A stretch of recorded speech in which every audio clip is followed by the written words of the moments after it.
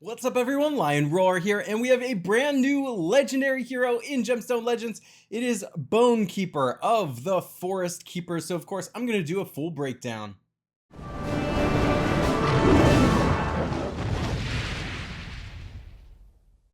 Alright, so Bonekeeper is a legendary red hero, as I already mentioned, part of the Forest Keepers clan. That's actually important because there is some synergy with whether or not the opponents also are. We're going to take a look at that in a moment, but let's just take a peek at some of the base stats here. And what's popping out to me is that attack looks like the strongest one, probably. That's what's standing out to me here. Speed is relatively average. It's if you consider 200 to be about right, moderate for a hero, between 200 and 205 or so, he falls right in the middle. I think another interesting stat here is mana gain is 20, and what's nice about that is you really don't have to mess around with that with equipment. Then that's a good stat to begin with, and you can focus all of your equipment on trying to emphasize other strengths that he has or to overcome weaknesses, that kind of thing.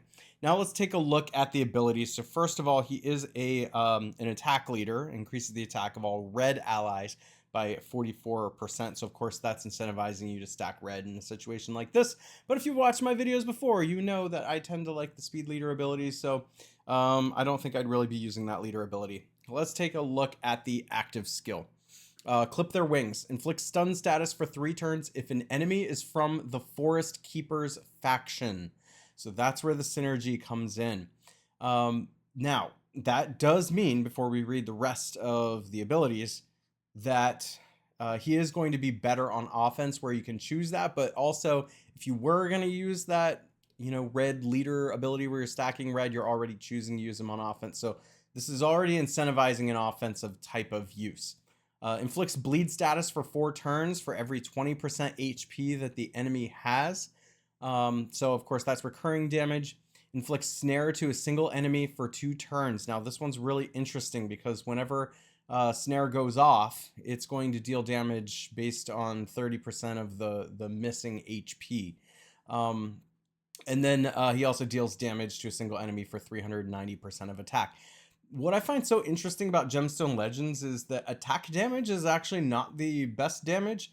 I've noticed they've been increasing the percentage damage that the attack actually does, and for good reason, because whenever you have defense damage and you have HP damage and you have accuracy damage and speed damage and things like that, you get double bonus out of that. You get that allows you to stack things that make your hero tougher and faster and more accurate and that kind of stuff, whereas attack only helps with damage. So really, those percentages do need to be higher. I don't love just straight attack damage, but when the percentages are higher, that can be fine. It depends on what the rest of the abilities are, though. All right, so let's take a look at the passive. Ignores, taunt, and provoke statuses if at least 2 enemies are affected by bleed status. That's a really cool ability because sometimes if you're trying to target opponents, of course, taunt and provoke are really hard to deal with, and you can only really deal with it through some kind of just area of effect type of effect or damage. And so this hero has both. And it can inflict bleed status, and then if it has bleed status, it's ignoring taunt and provoke. That's a really cool way to get around shenanigans that your opponent is doing. Again, incentivizing this to be an offensive hero where you can choose who you're targeting and what you're doing. Ignores 5% defense for every bleed status affecting the attacked enemy, and then of course if you level the skills the whole way up, you get the mana gain increased by 2. So what do I think about this hero overall? I do think that this is going to be a more tactical hero, probably one that's best suited for offense when you can choose what to do with it.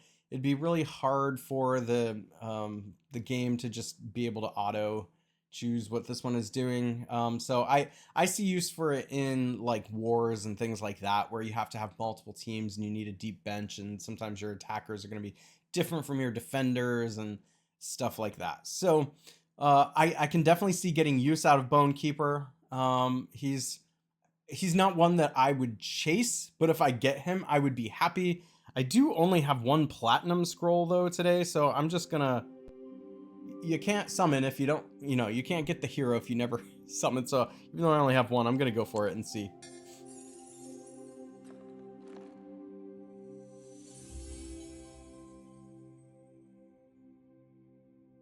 And we did not get it. We got Xibalba. Xibalba says 100% chance to inflict bleed on a single enemy for 3 turns. 100% chance to inflict bleed for 3 turns. Deals damage to a single enemy. 35% of caster's max HP. That's interesting. I like that attack. Deals 25% more damage to enemies affected by bleed status. Ignores 10% defense if he's affected by bleed status. And he is an HP leader of purple heroes. That's really interesting. That's really interesting. So we did get the featured epic hero, Xibalba.